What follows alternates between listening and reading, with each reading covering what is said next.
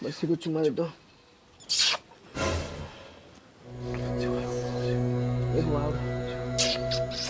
रे ये क्या कर रहा है रे यहाँ पर? 8-8 बजे तक सोता रहता है। ये क्या गंदा गंदा हरकत कर रहा था रे?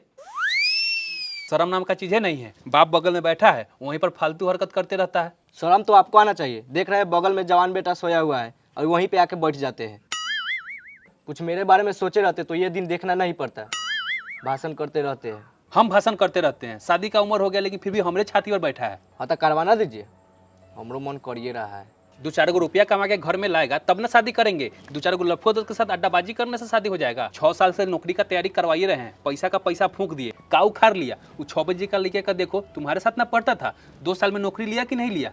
सुने हैं दहेज में 20 लाख रुपये मिला है, 4 चक्का गाड़ी से घूम रहा है। पता नहीं भगवान कौन सा कलम से हमारा किस्मत लिखे हैं कि तेरे जैसा निकम्मा बच्चा पैदा लिया। हम भी तो कोशिश करिए रहे हैं, हमसे नहीं हो रहा तो हम क्या करें? और दूसरों से कंपेयर मत कीजिएगा। का पंडित जी, कल आप ही थे ना बाजार में, हाथ देखकर मंत्र से परीक्षा पास करने का उपाय बता रहे थे। कभी समय निकाल कर अपने बेटा पर भी ध्यान दीजिए। उसके कुंडली में कोई दोष है तो अपने तंत्र मंत्र विद्या से ठीक कीजिए। का झगड़ा झंझट करते रहते हैं। ये कहाँ है? देख मैं चपलावा।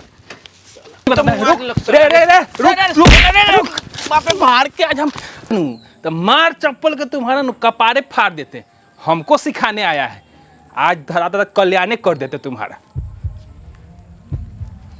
देह फाड़ देते। आप एक बात बताइए, आप इतने बड़े पंडित हैं, अंतर्यामी हैं, लोगों का भविष्य बताते हैं, तो फिर आज क्यों भगवान को कोस रहे हैं?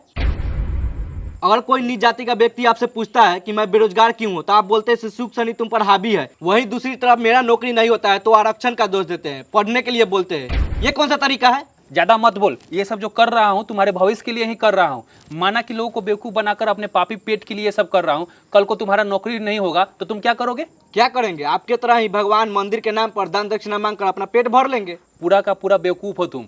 माना कि ये हमारा खानदानी पेशा है, लेकिन ये धंधा ज्यादा दिन तक चलने वाला नहीं है। क्यों नहीं चलेगा? क्योंकि ये शूद्र अछूत लोग पढ़ने लिखने लगे हैं। उनके पास ऐसा ऐसा तर्क संगत सवाल होता है जिसका जवाब देना मुश्किल होते जा रहा है। अभी अभी नौ मंगरुआ सवाल करके गया है, क्या उसके सवाल का उत्तर है तुम्हारे पास? इसीलिए बोल रहा हूँ कि अच्छे से पढ़ाई लिखाई करके कहीं सेट हो जाओ। पहले शूद्रों को पढ़ने का अधिकार नहीं था, इसीलिए अपना धंधा बिंदास चल रहा था। पर कहाँ से बीच में अम्बेडकर आ गया, सबको पढ़ने का अधिकार दे दिया। उसके बाद जो हम लोग का लंका लगा है ना। लेकिन पिताजी, आज भी तो ज्यादातर लोग हमारी गुलामी कर रहे हैं। गुलामी इसलिए कर रहे हैं क्योंकि वे गौतम बुद्ध, डॉक्टर अंबेडकर, पेरियार, रामस्वरूप वर्मा, ज्योतिबा फूले, चौधरी महाराज सिंह भारती जैसे लोगों को आज भी उन्होंने नहीं पढ़ा है। जिस दिन पढ़ना शुरू कर दिया ना, उस दिन हम सभी का खटिया खड़ी समझो। और सुनो, ज़्यादा समय बर्बाद मत करो। ये पड़ोस में जो पीपल का पेड़ है वहाँ जाकर बिछाकर अच्छे से पढ़ाई करो। पीपल का जो पेड़ होता है ना, उससे स्वच्छ ऑक्सीजन मिलता है। जाओ वहाँ पर पढ़ाई करो, बिल्कुल भी समय मत बर्बाद करो। ठीक।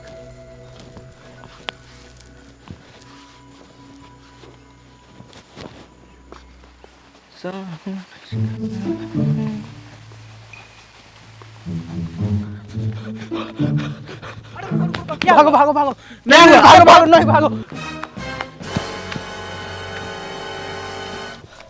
अरे रुको रुको रुको रुको, क्या हुआ? भागो भागो भागो। अरे रुको पहले, तुम हुआ क्या बताओ? अरे भाई भागो भागो, वहाँ भूत है, भागो भागो भागो। भूत है? कहाँ भूत है? अरे वहीं पड़ोस वाले पीपल के पेड़ के पास। तुमको जाना है तो जहाँ हम जा रहे हैं।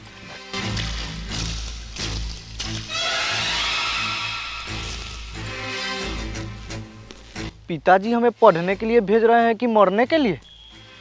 उन्हीं से पूछते हैं।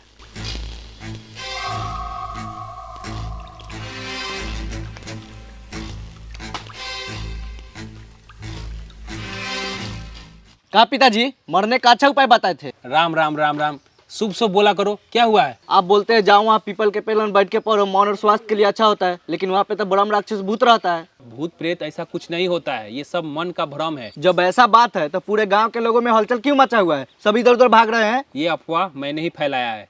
आपने फैलाया है? पर ऐसा क्यों? ये तो हमारी खानदानी परंपरा है, समाज में समस्या पैदा करना और उस समस्या का समाधान के लिए लोगों से भरपूर दान दक्षिणा और पैसा इकट्ठा करना। अब देखना, इस समस्या के समाधान के लिए अब हम पंडितों को बुलाया जाएगा। इस समस्या को बुरी आत्मा काली शक्ति का नाम देंगे और बुरी आत्मा काली शक्ति के नाम पर हम एक बड़ा महायज्ञ करवाएंगे और वहाँ पे लोगों से, उन्हीं गांव के लोगों से दान दक्षिणा लेकर अपना पॉकेट गर्म करेंगे। उस पीपल के वृक्ष को शापित बताएंगे ताकि यहाँ के कोई शूद्र और दलित उस पीपल के वृक्ष के पास न जा सके। पर पिताजी, वे लोग पीपल के पेड़ के पास जाकर ऐसा क्या कर लेंगे जो आप डर का माहौल बना रहे हैं? पीपल एकमात्र ऐसा वृक्ष है जो सबसे ज्यादा ऑक्सीजन देती है। पीपल के वृक्ष जड़ से लेकर तना तक उसकी सारी पत्तियां औषधि से भरा हुआ है। अच्छा, अगर कोई मर जाता है तो पीपल के वृक्ष पर घन टंगवाना, क्या ये भी हम लोगों का सोची समझी चाल है? सही पकड़े हो। पीपल का वृक्ष अपने आप में ऊर्जावान है। शीतलता होती है पीपल के वृक्ष के पास।